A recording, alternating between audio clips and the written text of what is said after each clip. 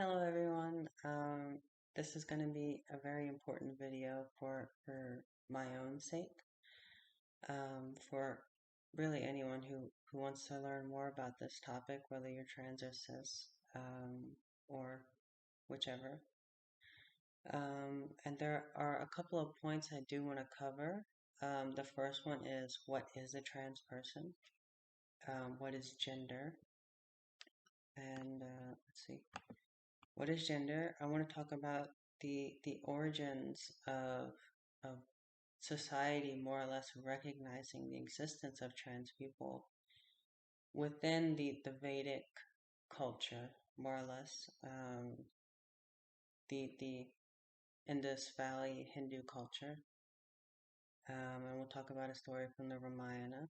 Um, then we're going to talk about Dharma and what it means to follow Dharma, and why trans people are not going against Dharma.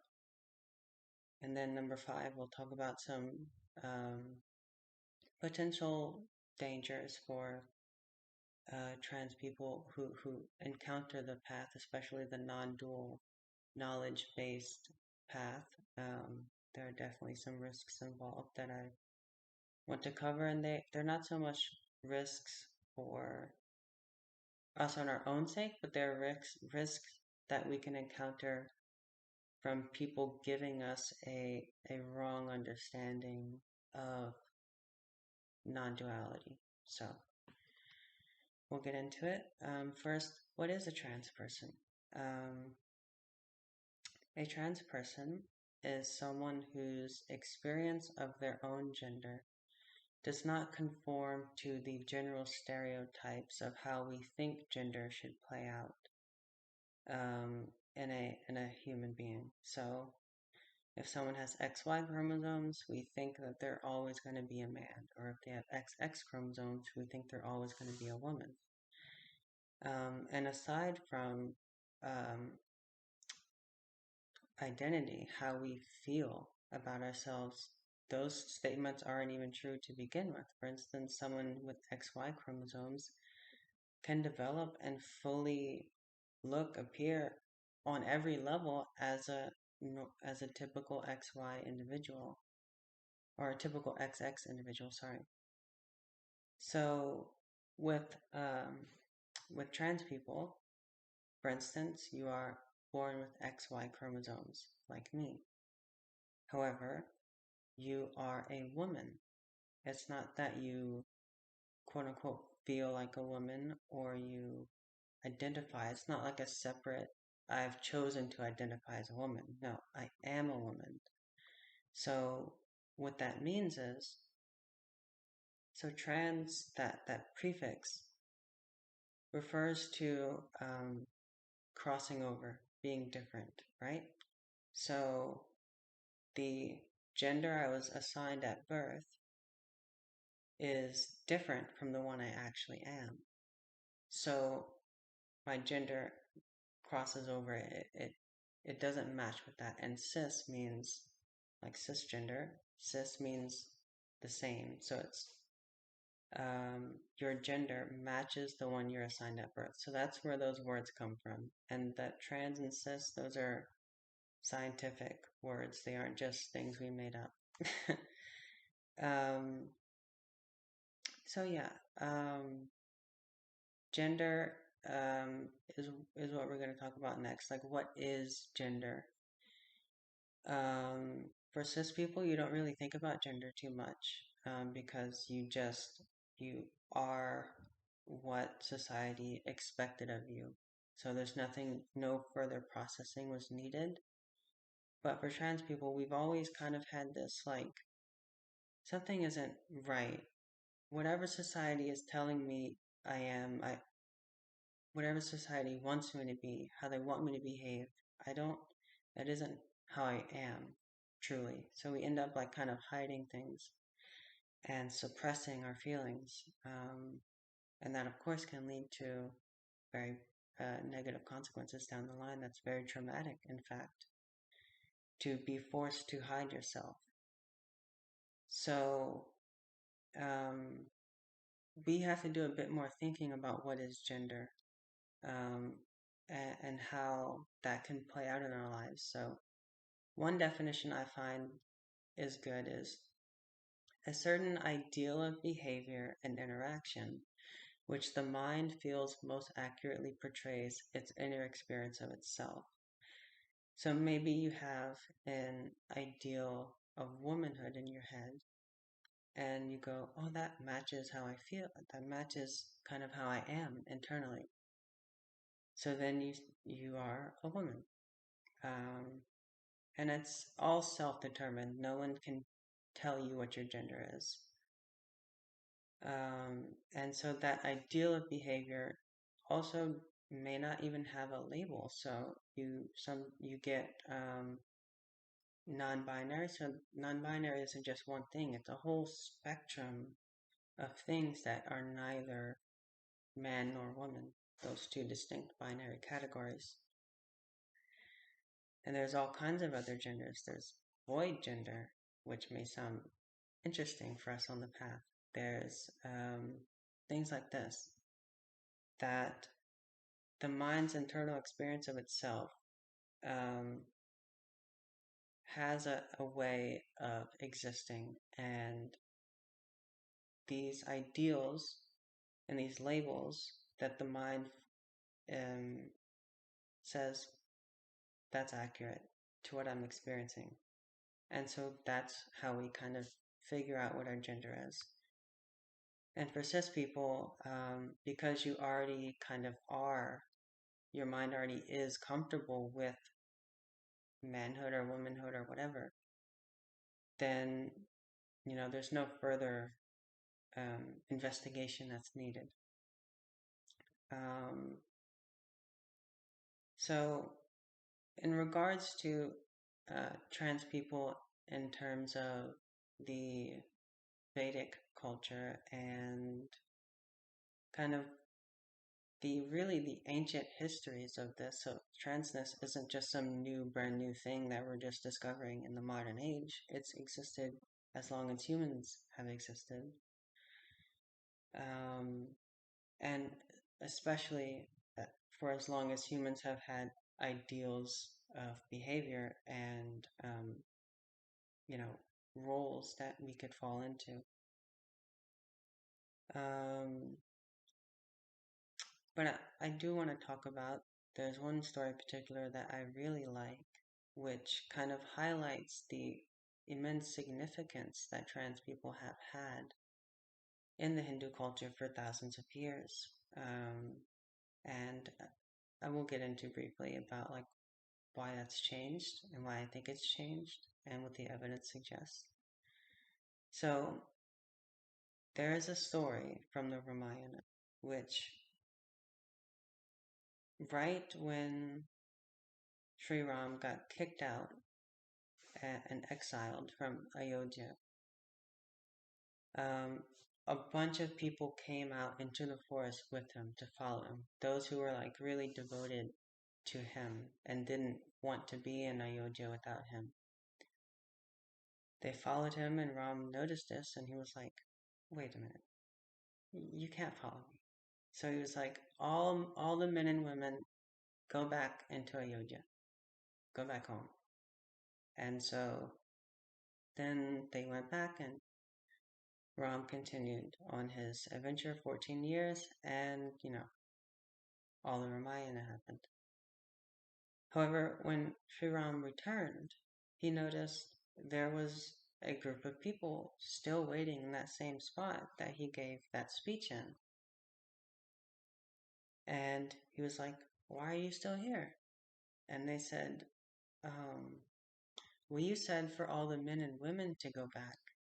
And we're not really men or women in the traditional sense of the words. And so he was extremely delighted at their devotion to have remained in that one spot, firmly fixed for 14 years. And he granted them a boon, which was to bless weddings, housing ceremonies, and bless births of new babies. And so they kind of took on this sacred role in society almost, where they would have these ceremonies where the trans people would come and dance and give blessings. And because they have this ability that was granted to them by an incarnation of God. And what is kind of scary to me is the way the British and the Muslim invaders who came and colonized India, they have their own, um, rules and ideas about what society should be. And they came and enforced all of that onto the Indian subcontinent. And their prejudices rubbed off into the mainstream Hindu culture. Of course, there's always going to be some individuals here and there who have a problem with whatever. But it was never a problem until the British came, until the Muslims came. For instance, one strong example of this isn't trans-related, but the British outlawed sodomy. So they outlawed homosexuality. You couldn't have homosexual relationships under the British rule. And that wasn't a thing before. And once India gained independence, they kept that. And so all of that prejudice that wasn't native in a widespread way to India now became law. It became the mainstream how Hindu society should function. And so now in the modern age, you have a ton of especially older people who think that anything LGBT is like demonic and whatever because they get all these false ideas from the West. So I want to mention, like, how does that relate to Dharma and how trans people are indeed righteous, and how expressing transness rather than hiding it is righteous and dharmic. So Dharma is a word with a bunch of meanings. So the general consensus word or definition is righteousness.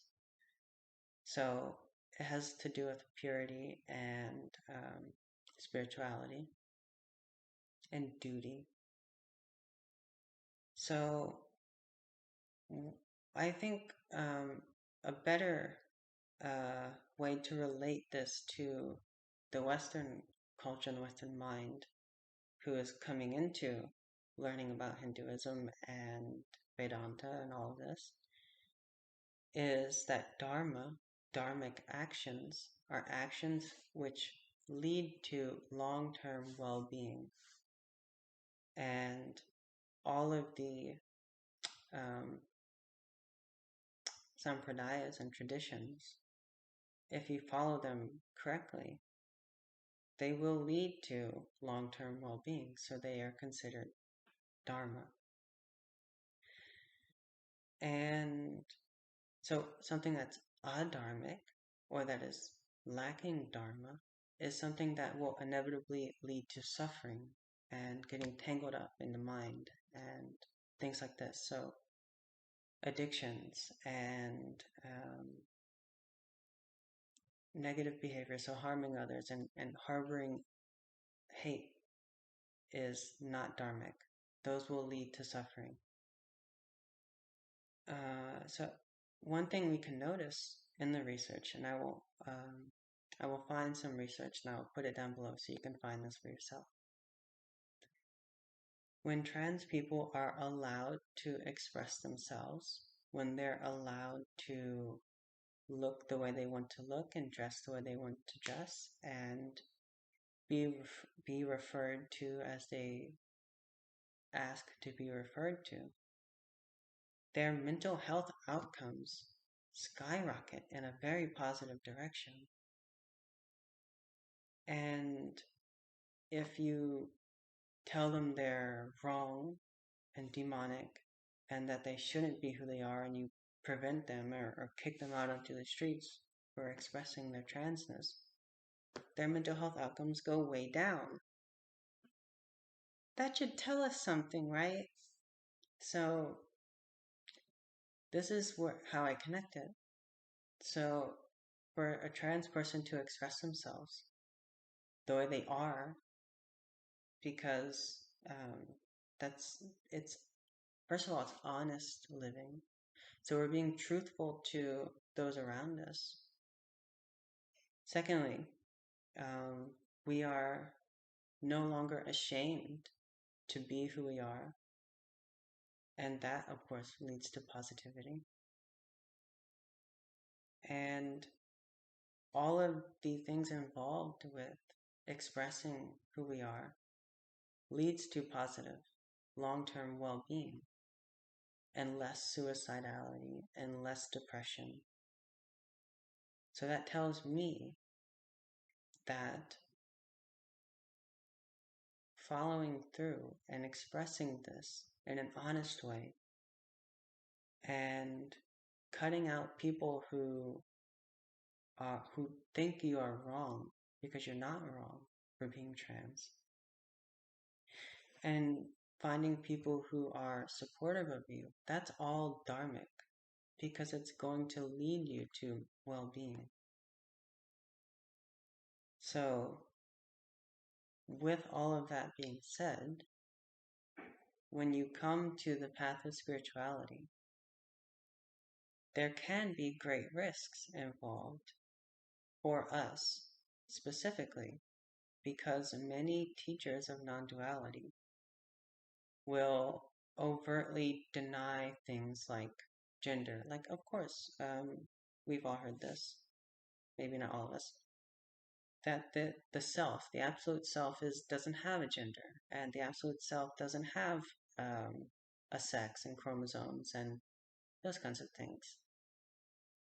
However, for a cis person, they can easily throw away thoughts about gender because their mind already behaves in a way that doesn't need any extra attention put on it. So when they realize the non-dual self, or they hear about the non-dual self, they're like, okay, well, I don't need to think about gender anymore. And they never really had to think about gender in the first place. However, they have this safety net that they already behave in the normal expected way for their body type.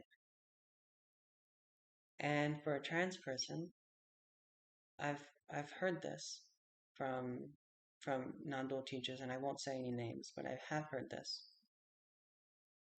that we are egoic because we're clinging to a gender and holding on to it when cis people don't. And so they tell us that we need to discard our identity. They see it as an identity, so therefore they see it as ego, and therefore it's wrong. But that isn't the case. So just as cis people have their normal kind of way of expressing themselves that aligns with the typical expectations for their body type. If they're XY, then they behave like a man, and that's what society expects of XY people. However, trans people also have this safety net because our identity isn't something we've created. It's actually a part of who we are on the personal level. So when we are told to discard our gender, then we can get into this kind of self-hatred mode like, well, I must be egoic because I'm identifying with my gender. But what's missed is that there's a difference between identifying as this person who has a gender and the mind's discriminatory faculty that says this mind has this gender. So, for instance, for a cis person, they've realized the non-dual truth of the self, and the non-gendered truth of the self. And their mind continues to function as a man or as a woman. But they also don't feel the need to say, oh, I'm a woman and I'm a man, because it's kind of obvious, right? And they expect it to be obvious, and society expects it to be obvious. But for trans people, from the outside, it's not obvious. So for a trans person to have realized the non-dual truth, the non-gendered truth, it may still be important to let people know, hey, these pronouns would be appropriate for this body-mind, and this name would be appropriate for this body-mind, and this label, this gendered label, would be appropriate for this body-mind. And so it's important to tell people that, because it may not be obvious to them. However, we don't need to focus on it either. I don't need to focus on it.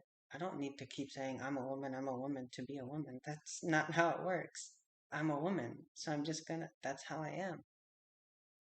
So my mind is gonna keep behaving in the way that is natural and is most comfortable. So an easy way to avoid this risk of thinking like, oh, I'm wrong, I'm egoic, I'm identifying with a gender, is to understand that your personality is not your ego. And all of the traits you've identified as pertaining to that personality is not the ego either. Those are simply your aspects of behavior and the aspects of the behavior of this individual. Ego is clinging to those identities as me. For instance, this is a very subtle point. I don't want you to miss it.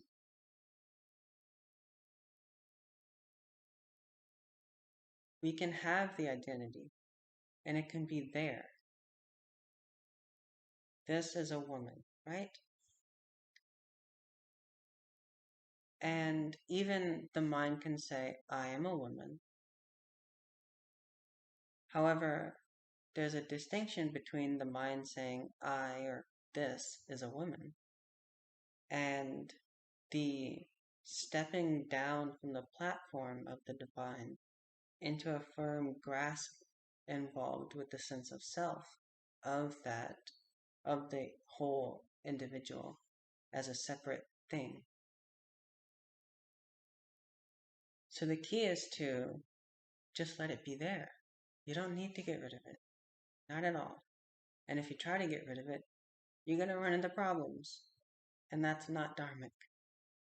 So the dharmic thing is to accept yourself. And accept those aspects of your personality. Accept your likes and dislikes. Accept everything. Well, to a degree, you know. You don't want to, per se, accept, well, I'm a serial killer, so I'm going to... No. Accept within reason. You know what I mean. Those aspects of yourself, such as your gender, such as I like this song and not that song. I like this kind of movie and not that kind of movie. All that is fine. And all of that can be there without a self-attachment to it.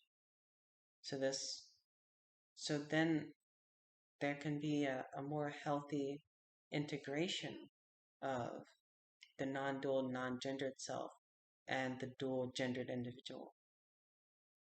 And they can coexist to a degree.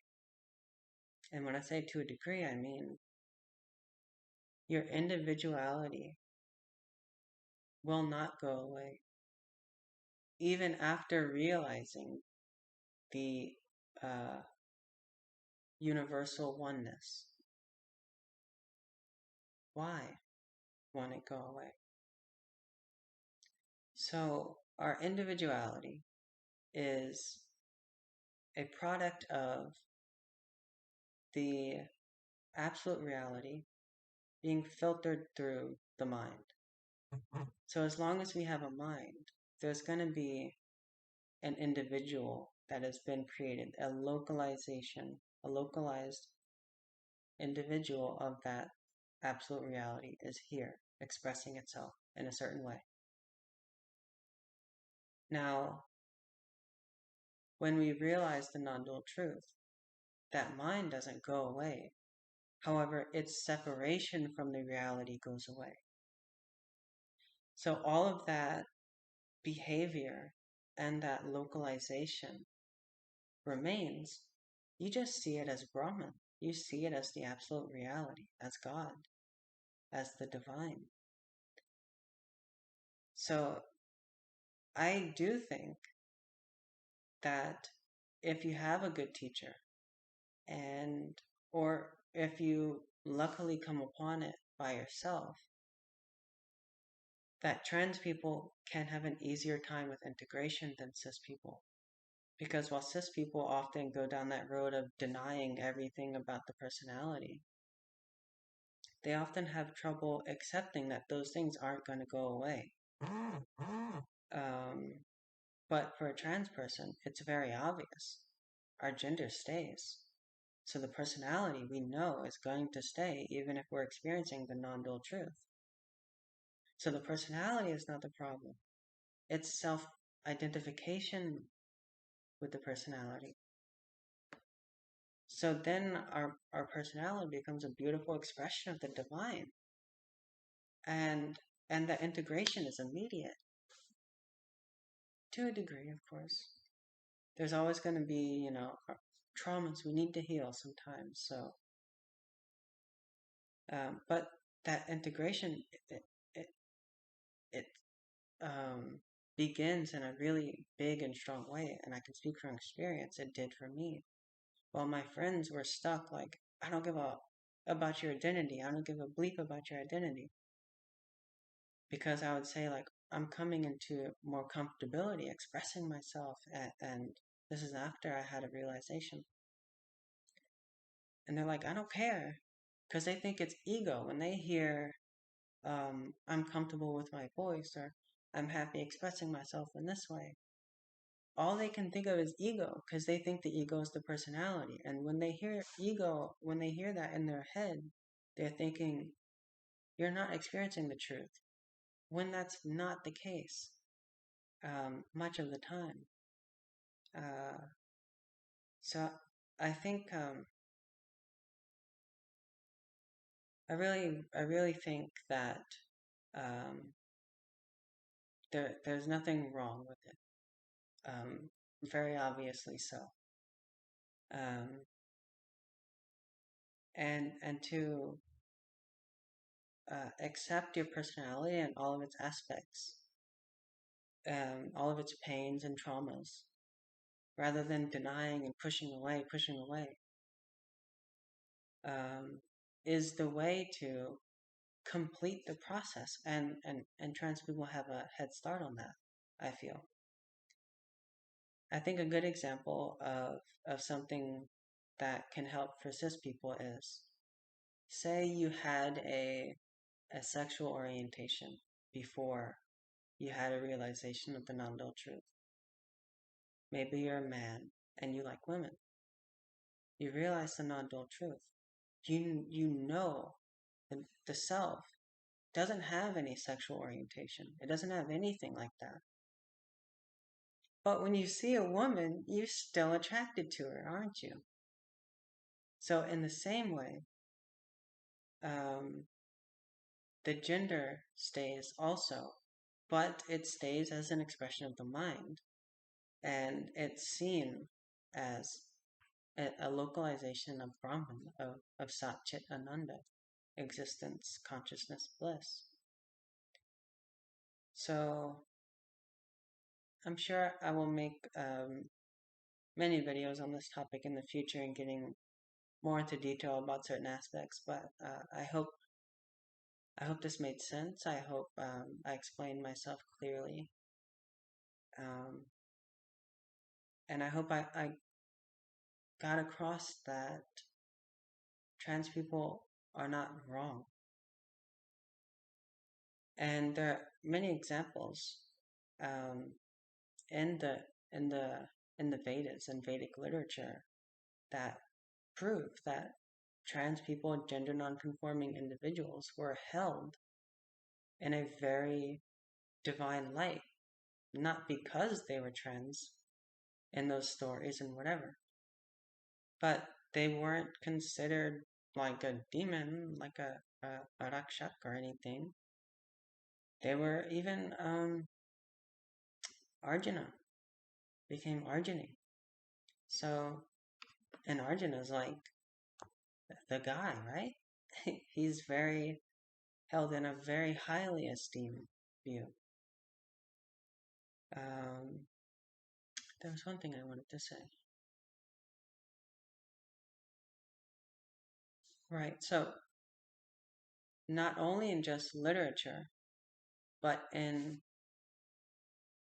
idols and murtis, forms that are displayed all across the Indian subcontinent, just not just in the south or the north or the central or whatever, all across, everywhere, you see statues of Narishvara, which is basically, literal translation is half woman god. So, in my opinion and experience, that's a very clear depiction that the society at the time considered anything, any gender expression, any form of romantic attraction that avoids harming others, any form of expression in that regard was considered an expression of the divine. And people miss that point because they consider transness just to be a mental concoction of some sort, rather than having any kind of divine reality. However, it's quite easily evidenced in realizations of trans people. They see Brahman and they are still trans. So if their transness was a concoction of delusion, how could they see the divine? How could they see true clarity? How could they overcome delusion if they were still stuck in it? So that, from my own life, that's very clear that my transness was not some delusion, because realizing the non-dual truth is freedom from all delusion. And if it was adharmic, lacking in dharma, lacking in righteousness, then of course they couldn't come to non-dual realization. That's absurd to think someone trapped in unrighteousness could come to such a permanent and stable state of divine realization. Maybe they could glimpse it here and there, but they couldn't. They couldn't remain. They couldn't be stable. So that proves to me that accepting transness, one, it can heal us, and that's dharmic. It can lead to self-acceptance, which is dharmic. It can lead to long-term well-being, which is dharmic. And it can provide the foundation to jump into the non-dual truth, which is dharmic.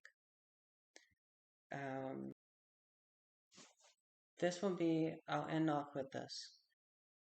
And this is just a story from my own experience. So, all my life, of course, society placed upon me this identity that I should be. This is what I am in the societal understanding. And there's this identity which is false. And growing up, coming into 17, 18 years old, I realized that identity was false. And I am something more than that. I am something that goes beyond what society expected of me and what they expect of everyone else. And so there was this overcoming of this illusory identity, which laid the very foundation and groundwork for me to overcome the more primary identification of being this individual localized self. And I think that can be the case for many trans people, that they realize one identity is false, what's another? And it's not to say that transness is false, because it's there, it's real. It's to say that me being just this individualized person that is separate from uh, everything else, everyone else, and the absolute reality is false. So individuality is false only when conceived of as different and separate from the reality, the absolute, what this is all made of. So I definitely, for my own sake, I consider that trans people need to be more subtle, a little bit more spiritually advanced to recognize their transness to begin with. And they are automatically freed from the majority of black and white dualistic thinking that the majority of cis people are stuck in. There's only two genders. There's only whatever. There's only whatever. And trans people are freed from that instantly. And so I think the spiritual path can be extremely easy for us, which may not be so for people stuck in dualistic thinking like that. Anyway, that's all I have to share today. I hope it helped. Again, I hope I expressed myself clearly, and I hope you benefited from this talk. And I hope that if you had prejudices and you had things like that, that maybe that's cleared up.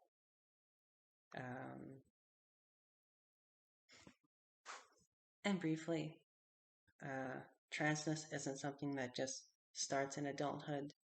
I knew subtly that I was different well into like 5-6 years old. I knew I wasn't the normal kind of kid. And definitely by middle school, I definitely knew I wanted to have a different kind of body and that kind of thing. I wanted people to see me differently, and I was developing. So with that being said, I conclude. I curtsy. Take care.